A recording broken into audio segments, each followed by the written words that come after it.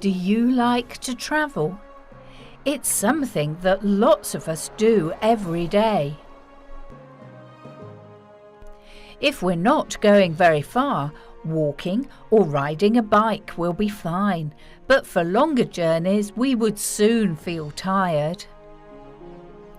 The most common way for people to get to where they want to go is by car, and whether you're travelling to school, going on your holidays, doing the supermarket shopping or visiting your friends and relations, it's very convenient indeed. But there are plenty of other ways to travel, especially if you live in a big city where it can be quite difficult to park a car. Travelling by bus can be really good fun, especially if the weather is nice.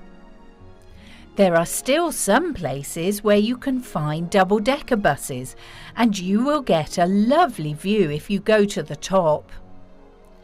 Sometimes you will find open-top buses in big cities, and this is a great way to go sightseeing. Buses are described as being public transport. This means that anyone can travel to wherever the bus is going. There are bus timetables so you can plan your journey, and many people go to work, school or college by bus every day.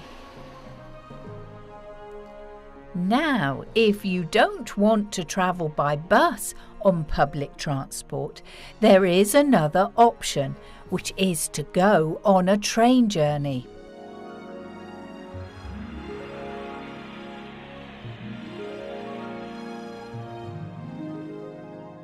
Have you ever been on a train? It's very interesting, and if you have to travel a long way, the best thing is that you can get up and walk around. Quite often there are tables between the seats, so you can play games or colour in pictures, and if you get hungry or thirsty, there's usually a buffet where you can buy food and drink. There are even some trains that have sleeping compartments in case you are travelling overnight, and these are especially useful if you are going further than mainland Britain by train.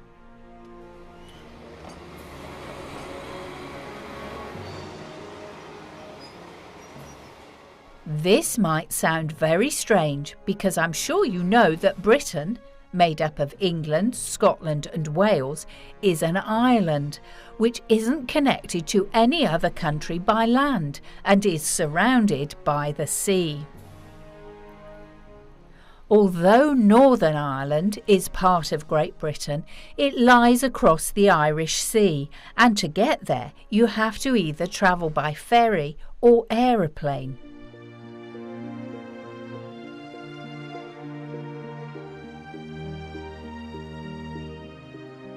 but take a closer look at the map of Great Britain and you can see that it's only separated from the rest of Europe by the English Channel between this country and France.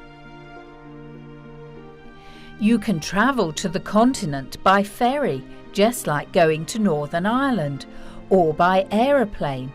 But did you know you can get on a train in London and travel to Calais in France without getting wet? This is because there is a tunnel that actually runs underneath the sea and the train travels all the way through. So you see, train journeys can be very exciting indeed.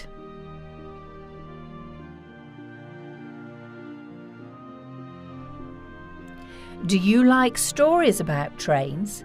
There are lots.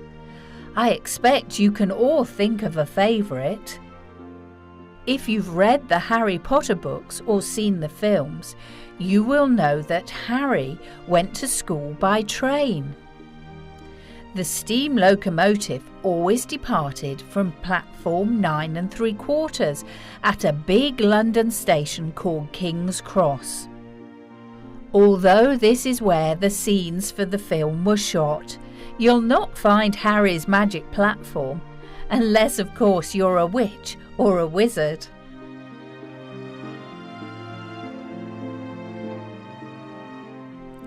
But the lady who wrote the Harry Potter books, called Joanne Rowling, was actually thinking of another big London station called Euston when she was working on her Harry Potter series.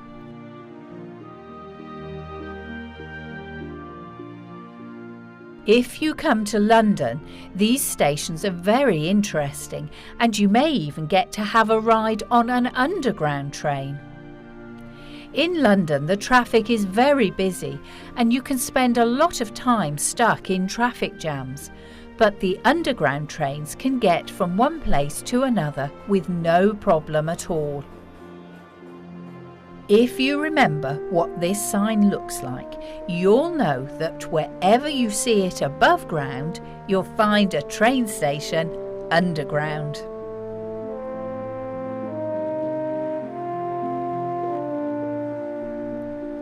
There is another film that you might have seen called The Railway Children, but it is quite old. This film was shot here at the Keighley and Worth Valley Railway, and today lots of people come to visit here and ride on the trains.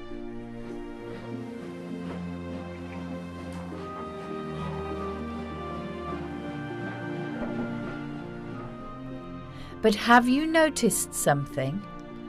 When you go to the station nearest to where you live and perhaps travel to London or another big city, the kind of locomotive you will travel by will be nothing like the beautiful steam train we've just been looking at.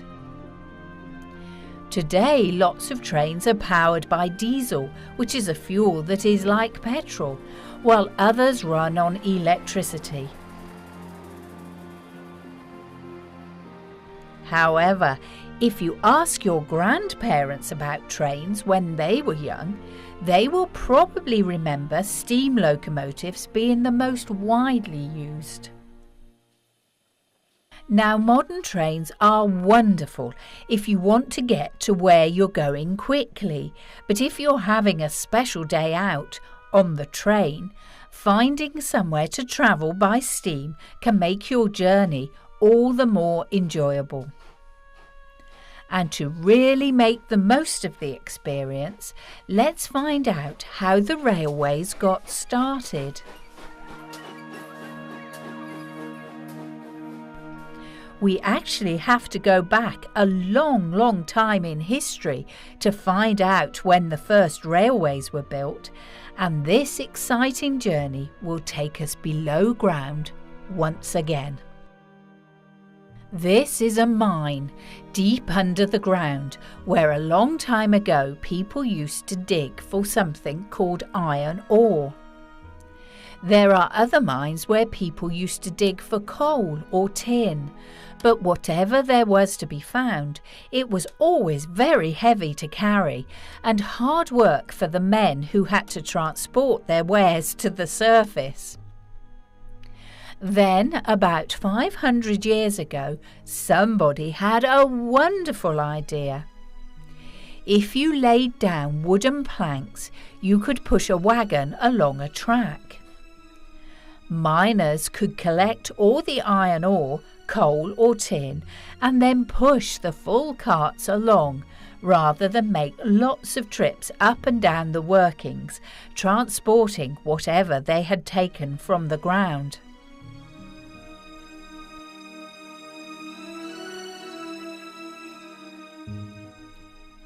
It wasn't long before the people who worked above ground also thought this was a good idea, especially when they had to carry heavy loads.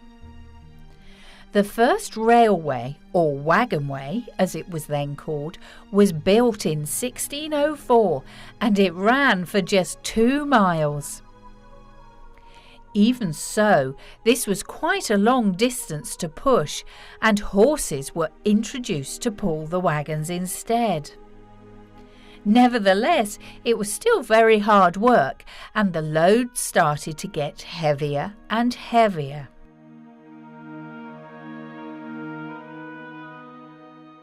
Also, transporting goods from one part of the country to another became really important, and a very clever man came up with another good idea to make life an awful lot easier.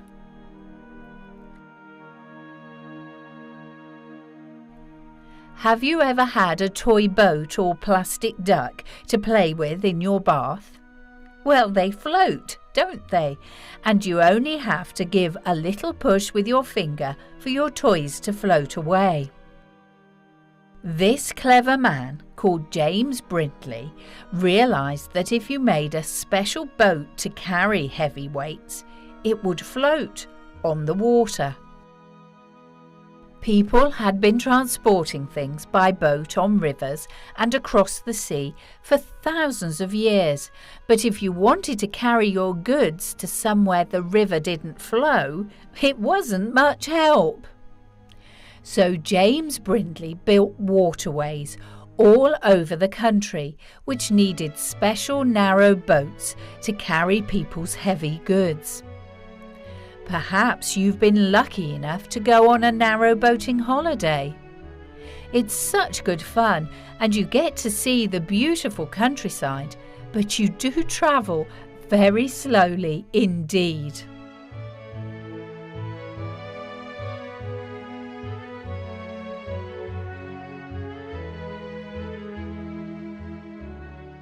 This was a time in history when clever people were always trying to think up better and faster ways to do things, and when steam engines started to become available, how everyone carried heavy goods and travelled was changed dramatically.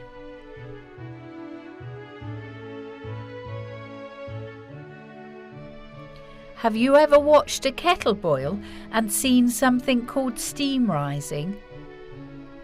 Steam is very, very hot, and you need to keep well away from it, but it can also be very useful, especially when you want to power an engine. And that's precisely what a man called George Stephenson decided he wanted to do. George Stephenson realised that if you could run an engine by steam along a railway track, just like the ones used by the wagons and horses, it would be possible to pull the wagons by steam power instead.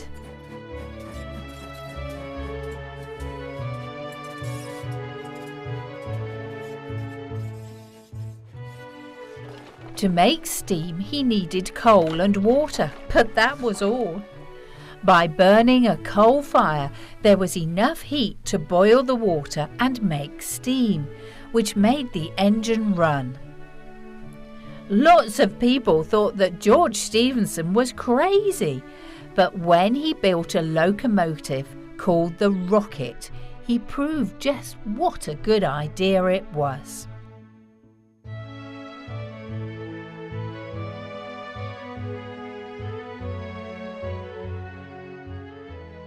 Soon steam locomotives were running all over the country, as fast as the railway tracks could be laid.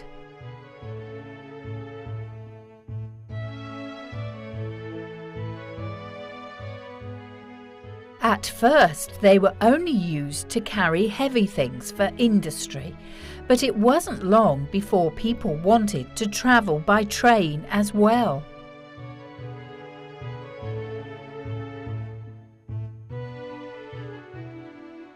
Suddenly, the canals seemed very slow by comparison and were almost forgotten about.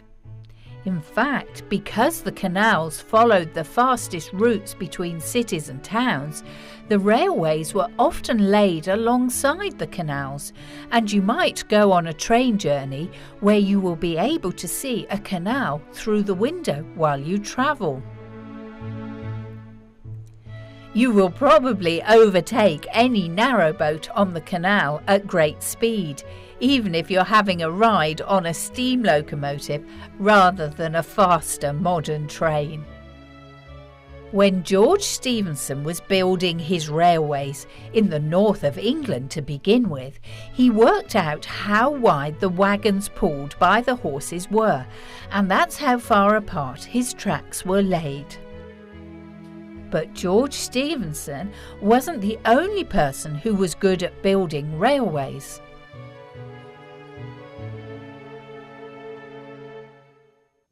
In the south of England, a man with a very grand-sounding name, Isambard Kingdom Brunel, was also learning all about the railways.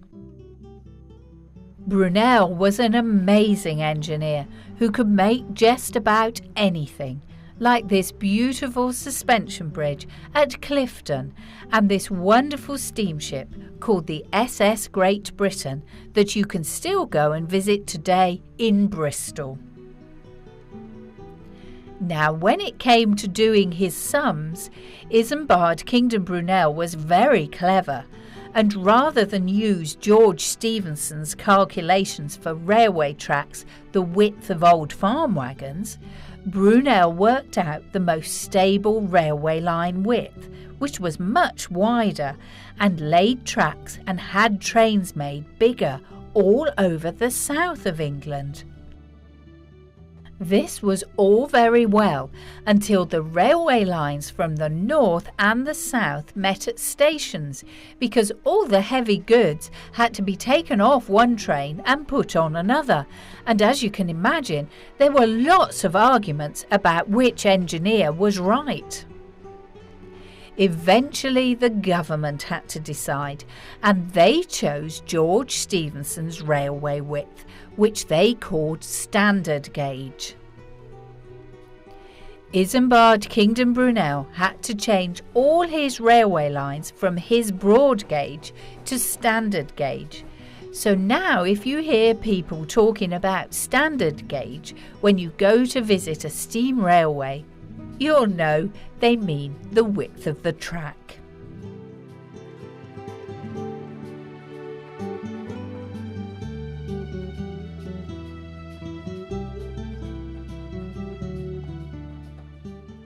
Once all the railways used the same track, trains could run from one end of the country to the other, and steam locomotives got faster and faster.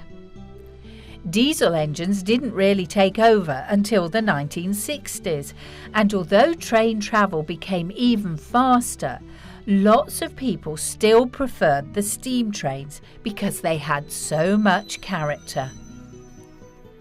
And then something amazing happened.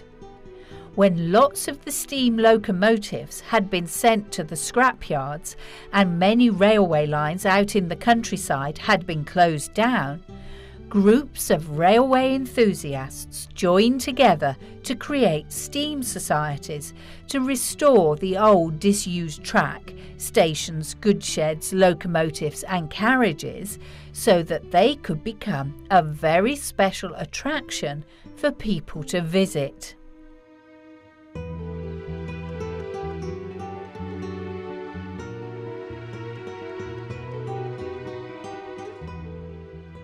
There are many steam societies all over the country, and they are very different depending on their location. I think it's about time we went to visit one of these very special railways, don't you?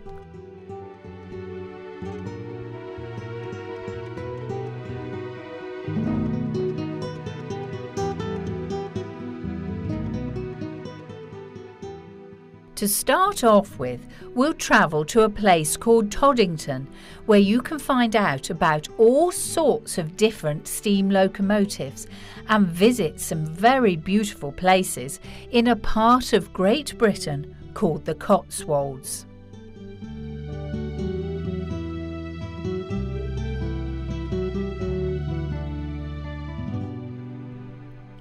This is the Gloucestershire-Warwickshire Railway, and we've arrived very early in the morning to see all the preparations for a busy day with trains running for the visitors. It actually takes quite a long time to get the coal fires burning properly to make enough steam, but it looks to me as if everybody's thoroughly enjoying themselves. Did you know some people come and work on the steam trains and learn how to drive a locomotive as a special treat? If you have someone in your family that really loves steam trains, you can give them a day out learning to drive one as a birthday present. But you might need to save up because it would cost quite a lot of pocket money. Today there are going to be 2 steam locomotives running, so let's take a closer look. Steam engines have a series of numbers and sometimes names as well, and if you'd like to know, this one is Great Western Railway Collet 060 3205 and was built in Swindon, where many locomotives originated from, and it's over 60 years old. The other locomotive that will be in steam today is a very well-known engine called Black Prince, also built in Swindon, but not quite as old as 3205. Now, while we're waiting for there to be enough steam, we can find lots of other interesting locomotives to look at that are being restored. This locomotive, 2807, is more than 100 years old, and a group of enthusiasts have been working very hard on the restoration, but as you can see, they've still got a long way to go. It's hard to believe, but this engine travelled more than 1.5 million miles before being taken out of service, which was a very long way indeed. Perhaps if you come to visit the Gloucestershire-Warwickshire Railway, you'll be able to find 2807 and see how much progress has been made, although it will probably be a long time before you see this locomotive pulling carriages along the track. One thing you will notice straight away when you come to visit a steam railway is just how big some of the locomotives are. If we go into the goods shed, which has its very own track running through, we'll find a really enormous steam engine that is being restored. This is Merchant Navy 36006 P&O SNC, and it has already taken 15 years to restore to this stage. It shouldn't be too long though before this locomotive will pull out of the goods shed in full steam, which will be a spectacular sight to see. But for now it looks as if 3205 and Black Prince are almost ready to begin the day's work, and it's starting to get very noisy with lots of steam. However, at the Gloucestershire-Warwickshire Railway there truly is something for everyone.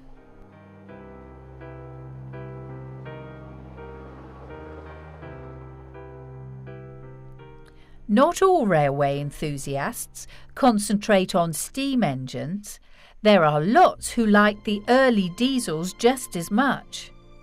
This one is nearly as old as Black Prince and is very interesting indeed, especially as we've been able to get a real close-up look at how it all works.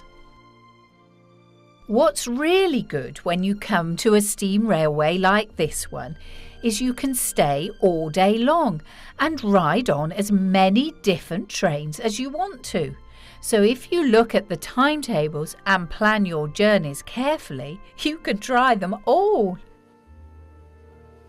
If you go all the way from Toddington to the end of the line at Cheltenham, it would be a 20-mile round trip. So let's climb aboard with the engine driver of 3205 and see what it's like to ride on a steam locomotive. We're starting off from a little Cotswold village called Gotherington, and the station has been restored just as carefully as the trains and the tracks.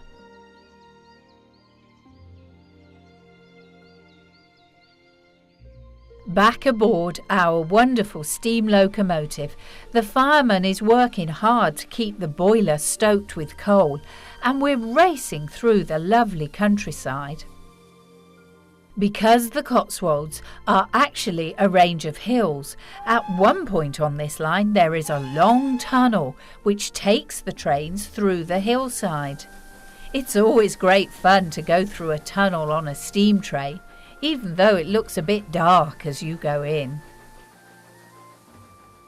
As well as looking after the tunnel, the Gloucestershire-Warwickshire Railway also takes care of another station along the tracks at a place called Winchcombe. It's lovely to look at today, but when this steam society started, there was nothing here but a pile of old rubble where the station house now stands. Although it took a lot of hard work, this building was brought here from another station that was closing and rebuilt brick by brick. It must have been very exciting, and if you didn't tell the visitors what had happened, I don't think anyone would notice this wasn't the original station house, which just goes to show what a good job the restorers did.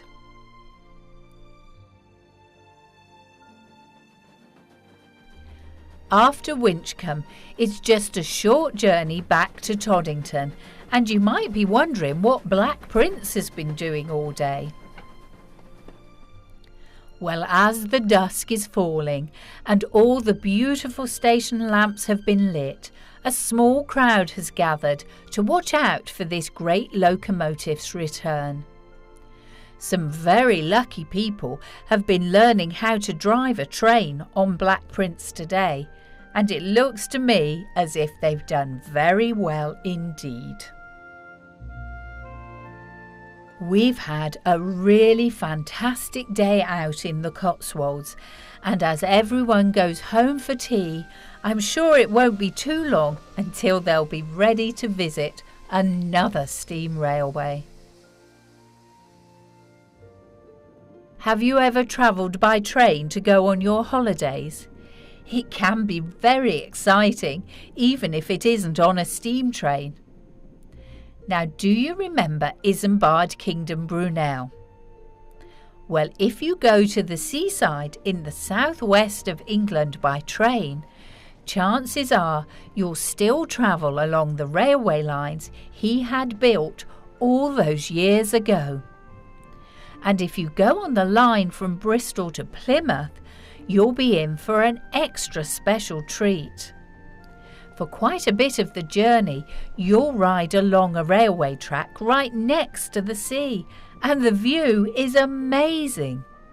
But that's not all. When you get to Plymouth, if you're going on to Cornwall, you will cross this bridge. And can you see a name on it? That's right. Isambard Kingdom Brunel built this bridge a very long time ago.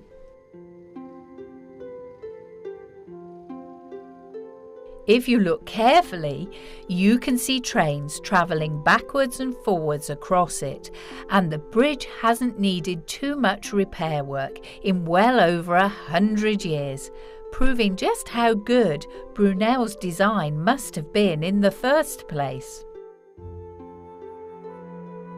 Today, most people go on holiday in this country by car. But when the railway was the quickest way that families who didn't have cars could travel, the holiday trains were very busy indeed. Just look at this old film of trains on the Isle of Wight.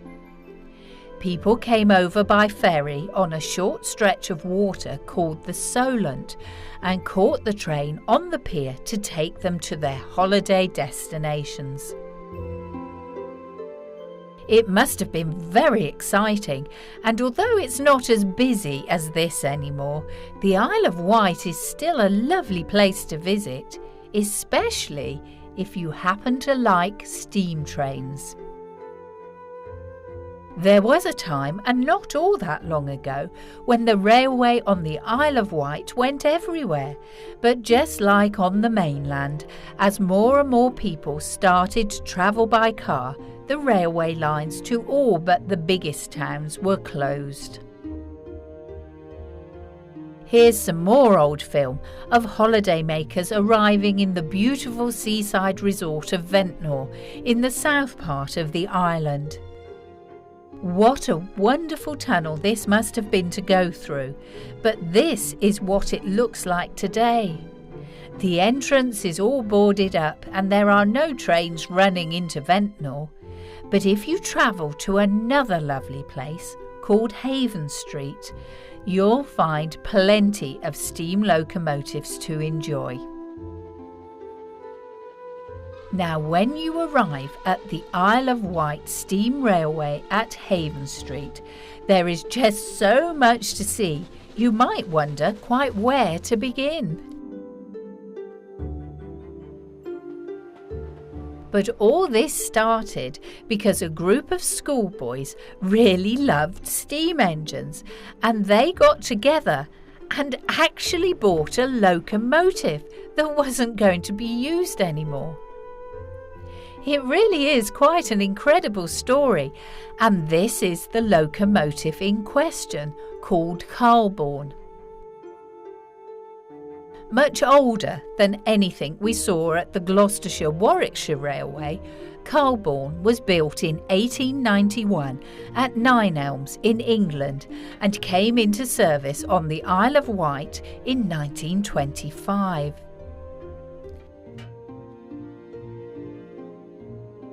The man that you see so hard at work, getting ready for all the visitors today, is called Ken, and he really is a very special person, because for many of the years that Carlborn ran on the Isle of Wight Railway, carrying holidaymakers wherever they wanted to go, Ken was the driver. When all the railway lines were electrified, Ken was very sad that he wouldn't be driving Carlborn anymore. Nevertheless, he continued to drive the new electric trains until his retirement. Then something really wonderful happened. After Ken retired, he came to the Isle of Wight Steam Railway, which had grown from just a single locomotive to include the tracks, station and buildings that you see here today, as a volunteer. And can you guess what Ken discovered? Yes, That's right, he found his favourite steam engine, Carlborn, in perfect working order. For Ken, it was like being reunited with an old friend, and the pair was soon working together again, very happily indeed. If you want to know the details, Carlborn is a London and South West Railway Class 02 locomotive, and since being on the Isle of Wight is numbered W24. While Ken's finishing off his last-minute checks before Carlborn's first journey of the day, we can have a good look around. Every steam railway that you visit will be different, and here at the Isle of Wight Steam Railway, they haven't only got a wonderful collection of classic locomotives, they've also restored some very special carriages as well. These carriages date back to the time of Queen Victoria, and they have been very carefully restored. Because they're really precious, the Victorian carriages are only used for very special occasions, and they have also appeared in quite a lot of films. As well as looking at all the rolling stock, the buildings here are very well cared for too.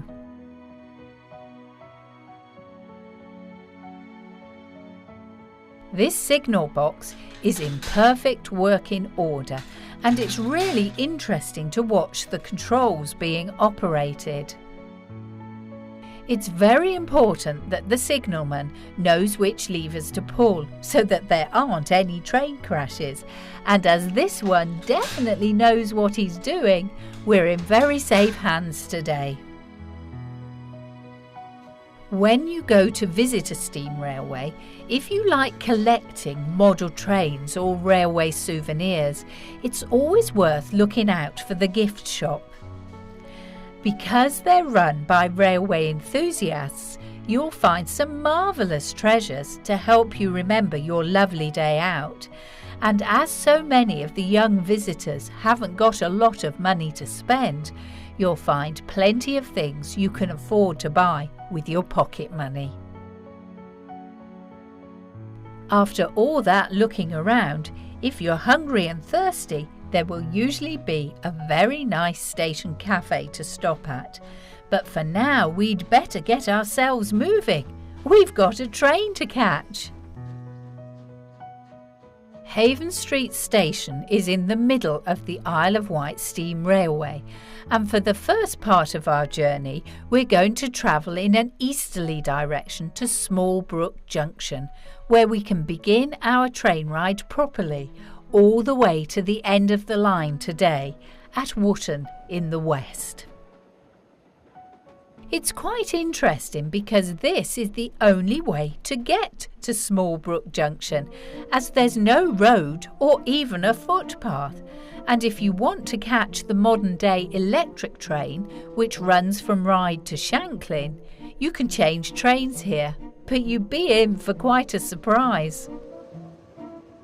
If you've been to London and travelled on the Underground, you'll have seen trains like these before, because that's where they've come from. But that's a journey for another day, because we're more interested in Carlborn, just like all the people here who are watching this wonderful locomotive get in position, ready to set off again in the opposite direction. Oh, look! We must be ready to go. The guard has blown his whistle and lowered his flag. We're off, and it's full steam ahead.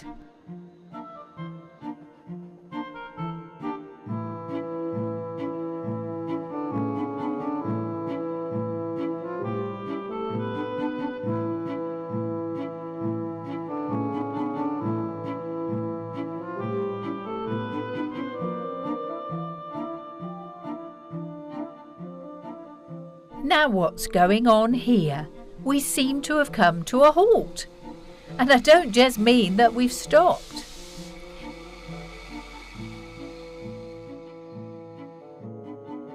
This is Ashy Halt, which means that people can wave their hand to request the train stops and picks them up.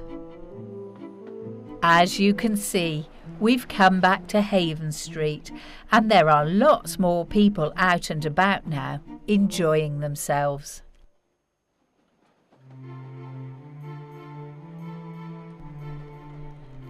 The last leg of our train ride takes us through some lovely wooded countryside to Wootton, and the walkers can get off the train and make their way home. But we're not quite finished yet. We're going on a mystery tour to find a house that used to be a station a long time ago.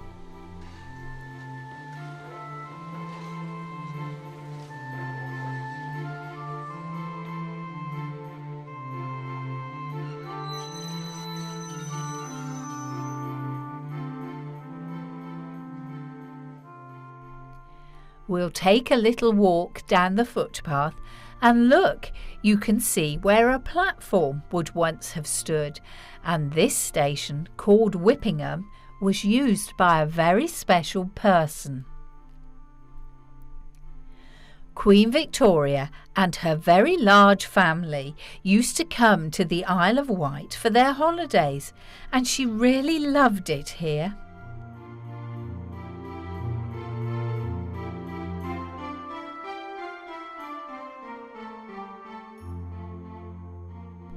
Not far away you will find Osborne House, which is very grand, and this is where the royal family used to stay. And just like so many other holidaymakers on the Isle of Wight, they used to come by train, and what we've just been looking at was their own private station. Can you imagine having your own station complete with a train to take you wherever you wanted to go?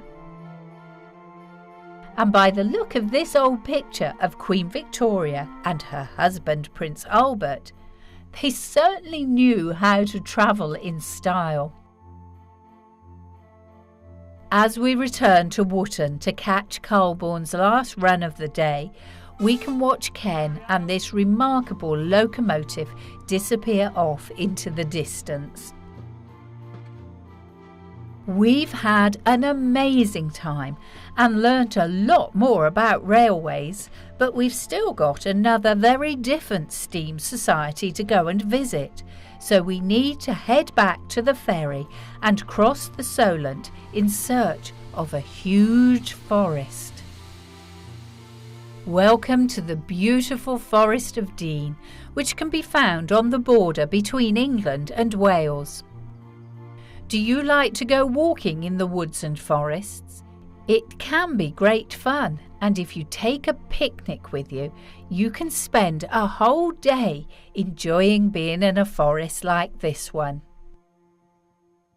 If you come in the springtime, the bluebells are lovely, and it's as if the forest floor has been covered in a carpet of blue. It's a wonderful place to come if you want to find out more about trees.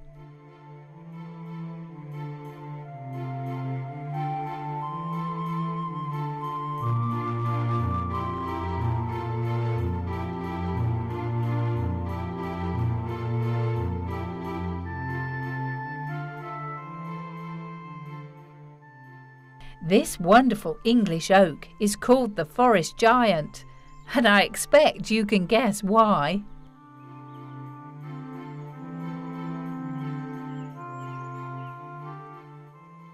Hundreds of years ago, people used to have to make almost everything they needed out of wood, and forests were very important indeed. Now, as we already know, Great Britain is an island nation, and way back in history, when countries were always fighting wars with each other, any attacks would come by sea, using big sailing ships. Have you heard of a king called Henry VIII? That's right, the one who had 6 wives. But he's really just as famous for building ships out of wood for the British Navy.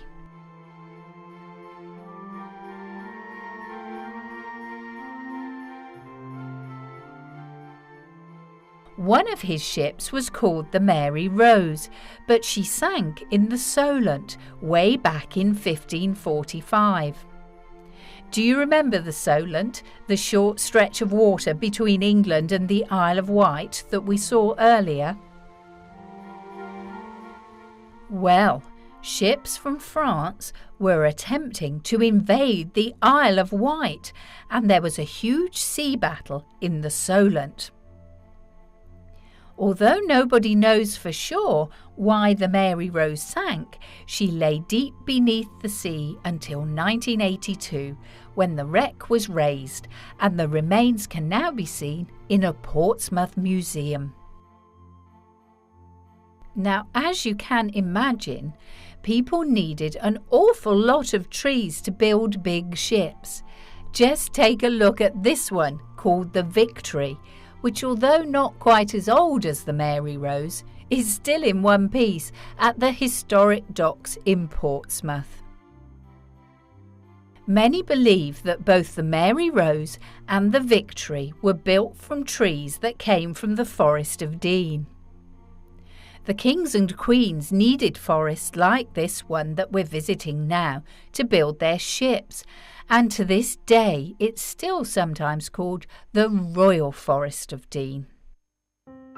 It actually lies close to the very important port of Bristol, where many ships were once built, so the timber would not have had to be carried too far. Railways would have come in very useful had they been invented sooner, but the Dean Forest Railway, in the heart of the Royal Forest of Dean, is actually the oldest of all the railways to be visited in this programme, as it first ran with wagons and horses in 1809. Nevertheless, the railway wasn't built here because of what grew above the ground. It was more to do with what people uncovered below it.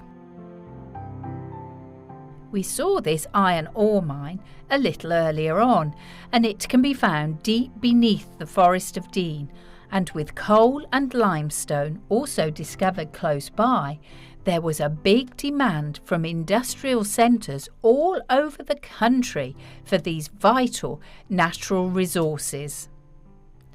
The railway through the Forest of Dean could carry coal and iron ore from the mines directly to wherever it was needed, and this was once a very busy railway indeed. But today, early in the morning, at the Dean Forest Railway, all seems quiet and peaceful.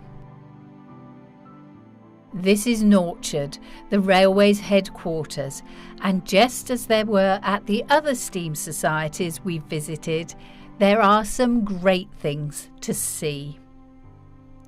There used to be a large colliery here and then a power station, but they've long since gone, and like so many of Britain's steam railways, there would be nothing left at all if it hadn't been for railway enthusiasts. Although the buildings, platforms, tracks and signals have all been painstakingly restored, the majority of people come here because they want to see steam locomotives in action. And here at the Dean Forest Railway, nobody will ever be disappointed.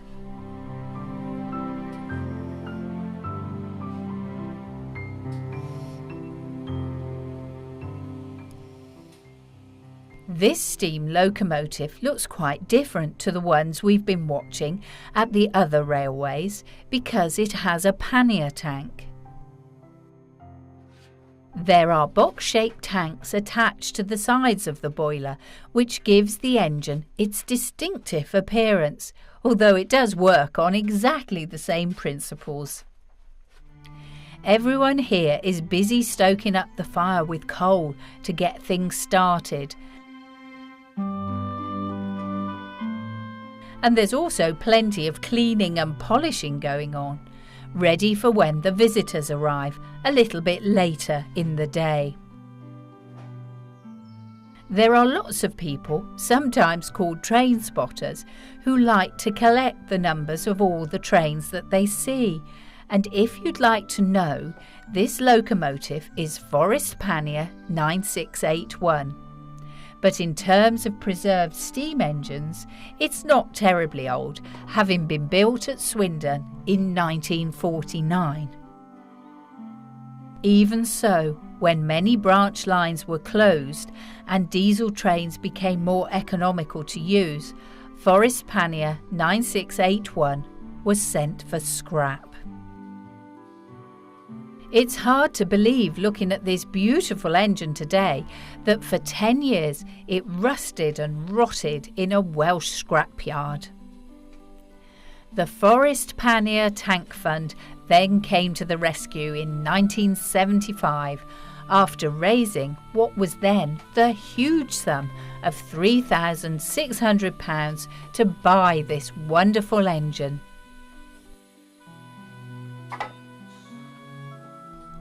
When 9681 arrived at Norchard, there was a great deal of work to be done, but 9 years later all the effort proved worthwhile as the newly nicknamed Black Beauty returned to the tracks in full steam, just like you see here today.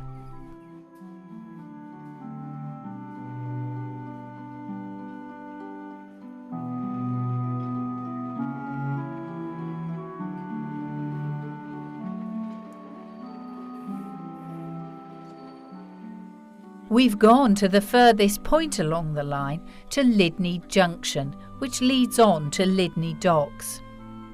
This old postcard shows you how this harbour would have looked when coal and iron ore from the Forest of Dean used to be transported all around the world, but today it's not used very much at all. However, the station box just the other side of the level crossing gates is very busy indeed.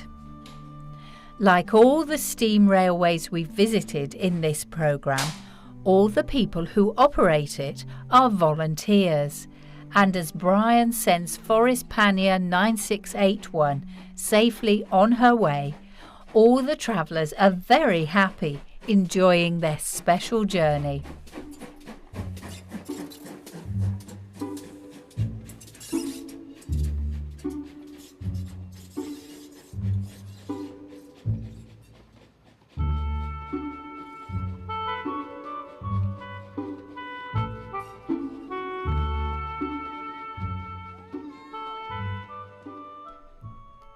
Do you remember Ashy Halt on the Isle of Wight steam railway, where the walkers asked the train to stop? Well, there's one on this line too, called St Mary's Halt, because it's right next to St Mary's Church.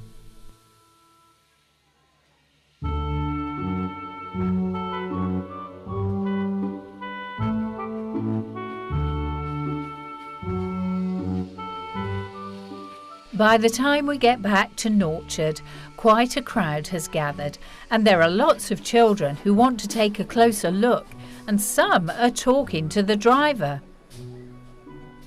Everybody's always very friendly because they're railway enthusiasts who really enjoy being volunteers.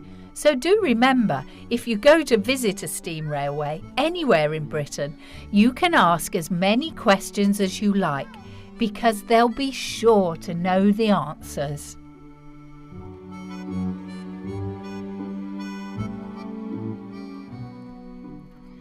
And even if you don't go to visit a steam railway, next time you travel by train, you'll have lots of things to be looking out for. Bridges are very interesting and can be really old, like Isambard Kingdom Brunel's railway bridge between Devon and Cornwall.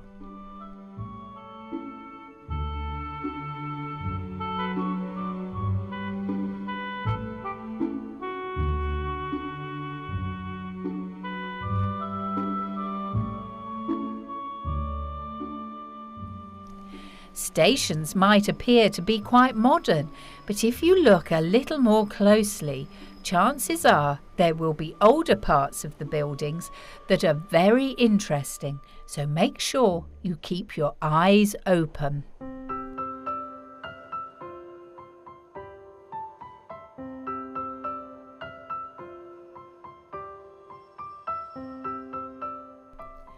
Tunnels are always fascinating too, like the one we went through on the Gloucestershire-Warwickshire Railway. But this one is even more spectacular, and modern trains run through it every day. George Stephenson built Summit Tunnel, which is cut deep into the Pennine Hills. People were very frightened of travelling through when it first opened, but George Stephenson promised they would be safe. And he was right. Summit Tunnel has been in use for more than 150 years without any problems, and of all the travellers who pass this way every day, I wonder how many people know how special Summit Tunnel really is. Sadly, our time enjoying these wonderful train journeys is coming to an end. We've seen so many remarkable locomotives like Black Prince on the Gloucestershire-Warwickshire Railway, Carlborn on the Isle of Wight line, and last but not least the delightful Black Beauty, Forest Pannier 9681. It just goes to show that travelling on the train is much more than just a journey. It's a real adventure that everyone can enjoy.